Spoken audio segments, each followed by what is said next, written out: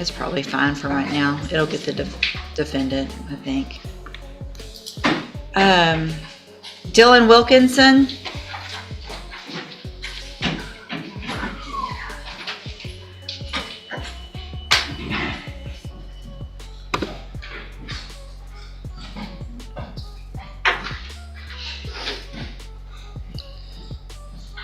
Good morning. Are you Dylan Wilkinson? Yes, ma'am. Let's see.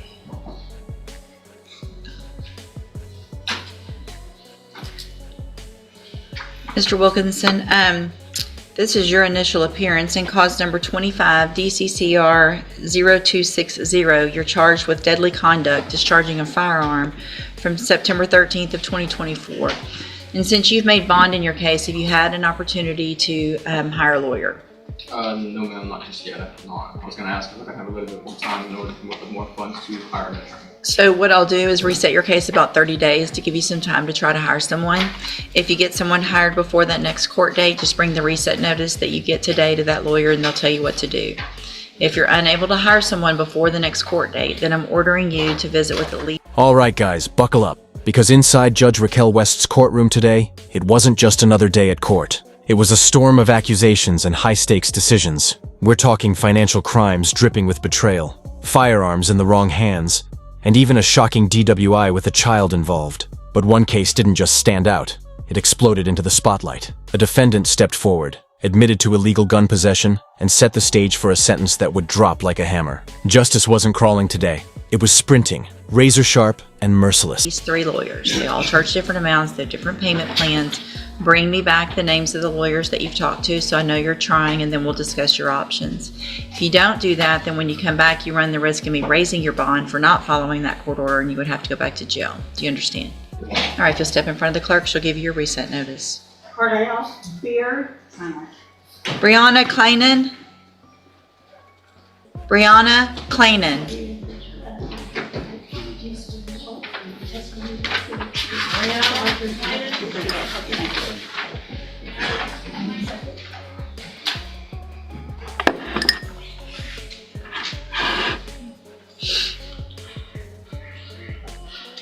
That's not one of the ones. no response, Your Honor. Her bond will be forfeited for non-appearance and reset at $100,000. Okay. Mark Garcia. If you'll call the name Mark Garcia. And he called. Mark. Let's see.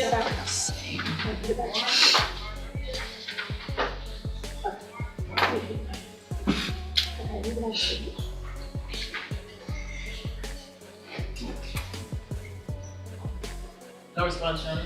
All right, he did call and say he was going to be late. I will issue a bond forfeiture for non-appearance and reset his bond at $100,000. If he shows up, just let me know and I'll recall that. Drayden Rose.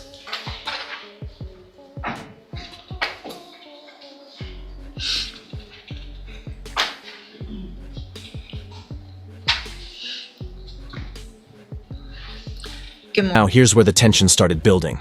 The court clerk called names like Rolling Thunder, Dylan Wilkinson, Brianna Clayan, Mark Garcia. And one by one, the drama unfolded. Some defendants showed, others vanished like smoke. When a name echoed without an answer, bonds weren't just raised. They were detonated. A cool $100,000 slapped down for non-appearance. This isn't TV drama. This is real life, real stakes, real people. Every misstep in that room had a price tag, and the judge wasn't about to let anyone skate. Morning. Are you Drayden Rose? And Mr. Rose, this is your initial appearance in cause number 25 DCCR 0789. You're charged with the third-degree felony offense of assault of a security officer from April 16th of 2025. Since you've made bond in your case, have you had an opportunity to try to hire a lawyer? I'm in court. How old are you? 18. Are you still in school? I got my GED. You got your GED? Mhm. So are you working? I'm finding a job. So you don't just get a court-appointed attorney. So what I'm going to do, since you made bond, I'm going to reset your case for about 30 days and do a couple things. One, you need to try to get a job first. If you get a job, bring me that information on where you're working, some kind of pay stub or just something that shows where you're working. I also want you to apply for at least 5 jobs a week. And if you don't have a job, you need to bring me where you've applied. So if you're print something out or copy something from where you've gone. And then in addition to all of that, I want you to start talking to attorneys, okay? You need to talk to at least 3.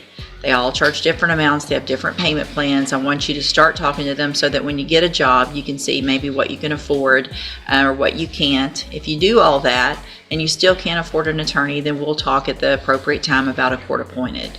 If you don't do those things that I asked you to do, then when you come back, you run the risk of me raising your bond and you would have to go back to jail for not following that court order.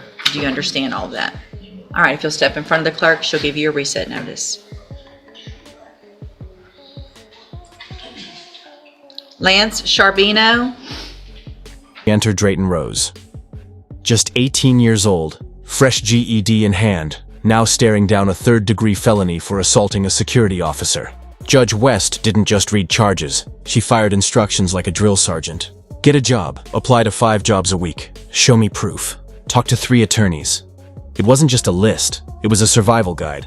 Miss one step and your freedom could vanish. Watching it unfold, you could feel the courtroom tighten. The weight of choices pressing down like concrete, next void.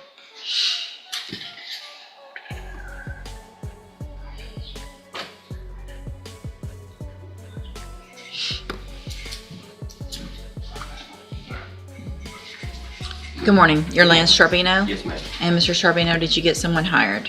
I did not hire him yet. It's Cody Crenshaw. Corey? Well, Corey is Cody Crenshaw. He asked for $4,000 down. Okay. And as soon as I get that, which should be about 3 weeks from now. Okay. And I'll be able to get him hired for.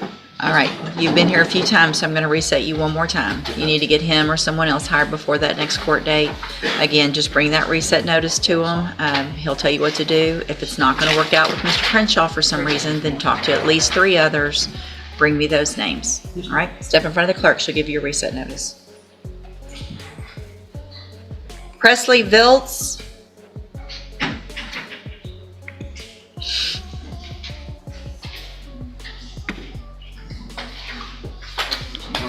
Good morning, you're Presley Viltz. Did you get someone hired, Mr. Viltz? No. Who'd you talk to?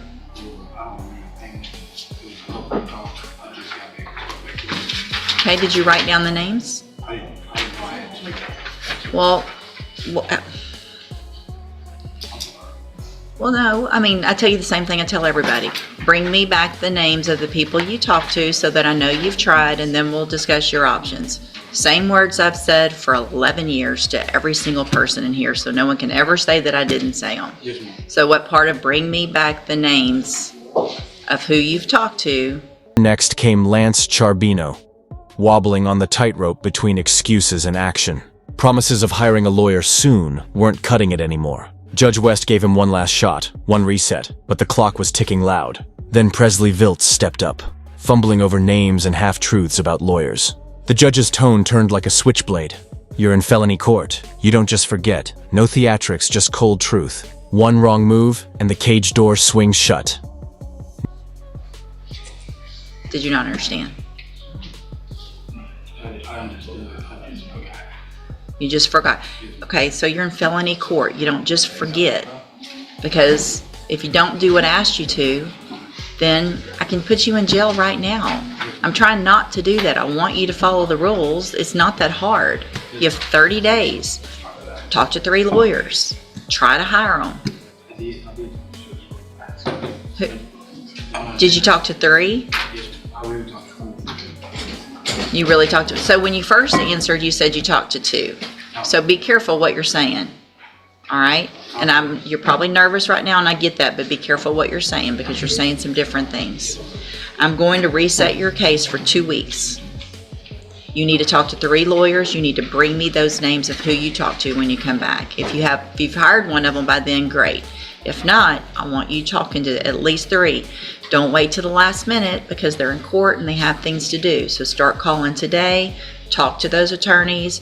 Bring me back who they are, how much they charge. Let me know about where you're working. Bring a pay stub when you come back. The more information you bring me, the better things are going to go. Does that make sense? All right, 2 weeks. Step in front of the clerk.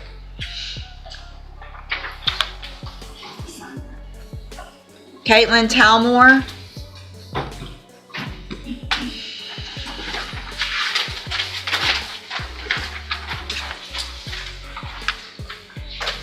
Good morning, you're Caitlin Talmore?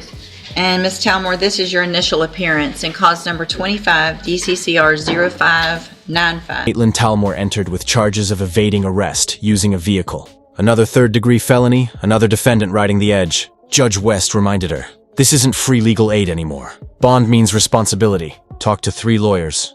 Bring back names, or risk the bond snapping back like a whip. Her voice cut through the courtroom's tension, making clear that mercy isn't automatic. It's earned. You're charged with a third-degree felony offense of evading arrest or detention with the use of a vehicle, and that is from April 4th of 2025. Since you've made bond in your case, have you had an opportunity to try to hire a lawyer? Right, so what happens is when you're in custody in jail, we automatically give you a court-appointed attorney. Now that you've made bond, I'm going to expect you to at least try to hire your own. So what I'll do is reset your case for about 30 days to give you some time to try to hire somebody. If you do get someone hired before the next court date, bring the reset notice that you get today to that lawyer and they'll tell you what to do. If you're unable to hire someone before the next court date, then I'm ordering you to go visit with at least 3 lawyers. They all charge different amounts, they have different payment plans. Bring me back the names of those you've talked to so I know you're trying, and then we'll discuss your options. If you don't do that, then when you come back, you run the risk of me raising your bond and you would have to go back to jail. Do you understand? Yes. All right, step in front of the clerk, she'll give you your reset notice. Fine.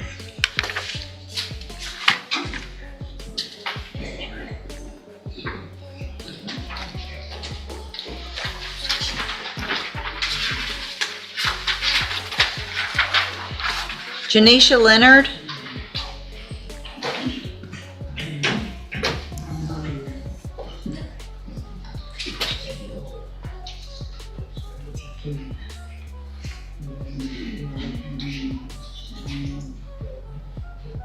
Good morning, you're Janisha Leonard? Let's see, and Ms. Leonard, you have 2 motions to revoke your probation, and then you have a new case in cause number 25 DCCR 0297. And then came Janisha Leonard, a name already heavy with multiple motions to revoke probation. Judge West's patience stretched but didn't snap. She spelled it out. Get a job, apply weekly, bring proof, talk to lawyers. This wasn't just a lecture. It was a lifeline. Ignore it and those bonds skyrocket. Leonard's family had pulled together to make the previous bonds. Now they'd need to pull harder or watch the system swallow her whole. The stakes were climbing fast. Set bonds, and you've made bonds on all of those. And have you had an opportunity to hire a lawyer? Okay, so you need to get someone hired. The fact that I set those bonds at what I did, even when the state asked me not to, you've got some serious stuff going on. You need to try to get someone hired if you can before that next court date. So I'm going to reset your case for 30 days. You need to try to get someone hired. If you do, bring the reset notice to them. They'll tell you what to do. Go ahead. Well, you need to try to get a job first. And you need to apply to at least 5 jobs a week, and you need to bring me proof of that. Okay? If you do get a job, bring me some proof that you have a job. In the meantime, I will also want you talking to lawyers. Bring me back the names of the lawyers you've talked to, at least 3, so I know you're trying. Bring me the information about that you're trying to get a job, and then we'll discuss all of your options. Okay? If you don't do that, then your bonds will be raised, especially on those motion to revoke probations. You'll be right back in jail. Do you understand? All right, step in front of the clerk. She'll give you your reset notice.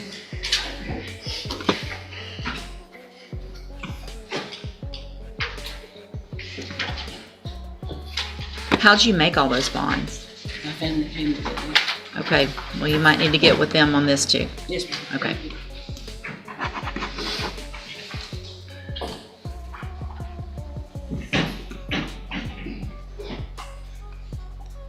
I set a bunch of bonds on motion to revokes today. I look back and I think, what was I thinking? Anthony Salvato, this is another one. Anthony Salvato rolled in next. His record shadowed by probation revocations, but also veteran status. Letters from programs, job fairs, interviews that went nowhere.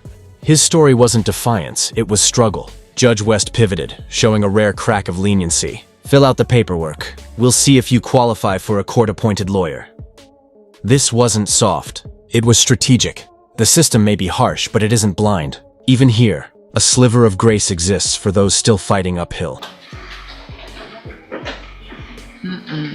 Because I don't usually do all of this. All right, you're Anthony Salvato. Mr. Salvato, you're here on a motion to revoke your probation, and I set a bond in your case. Let's see, I feel like we had received some letters. You were participating in the veterans Yes, and all of that. Yes, ma'am. You're still doing all of that? Yes, ma'am. Good morning. Good morning. What is your name for the record? Catherine Branch. Okay, and who are you with, Miss Branch? Probation. Okay, thanks. Sorry. And so has he been following through and everything with regard to probation? Okay. Have you had an opportunity to try to hire a lawyer? No, ma'am. All right. Are you working? No, ma'am. I've been trying to do the program that we have. I have had a couple of interviews, which I have not been successful because of my record, my health diagnosis. It's been very difficult. I have attended some veteran work job fairs, and that was unsuccessful as well. Okay. So, but I have been trying, and I am seeing a employment counselor once a week. Okay. What I'm going to do this morning, Mr. Salvato, and I'm looking back, I have some documentation from the Veterans Association and things like that with regard to when I set your bond. I'm going to have you fill out some paperwork this morning to see if you qualify for a court-appointed lawyer. You need to fill it out accurately and completely. You're going to swear under oath that it's all true and correct, and then I'll take a look at it. All right? Step in front of the clerk. She'll give you that paperwork. Thanks, Ms. Branch. Sorry, I didn't recognize you. I didn't know who. I don't know if I've seen her. Daryl Spencer followed. Another defendant dancing on deadlines. Promises to hire a lawyer today hung in the air. Judge West's patience held, but only just. Reset notices were flying like final warnings. The courtroom had turned into a chessboard, each move calculated, each mistake punished. By now, everyone watching could feel it. This wasn't a random roll of the dice. It was accountability, sharpened to a blade. Daryl Spencer?